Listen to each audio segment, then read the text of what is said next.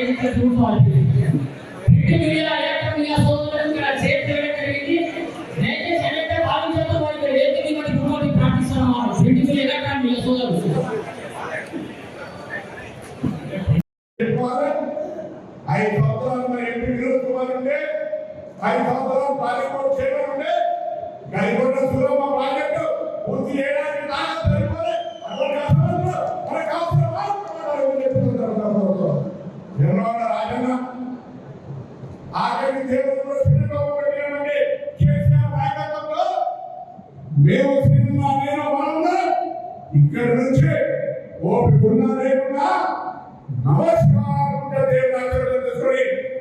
Correct అయ్యాక పాదయాత్ర చేసి అయినా స్పందించినటువంటి విషయం తెలవా?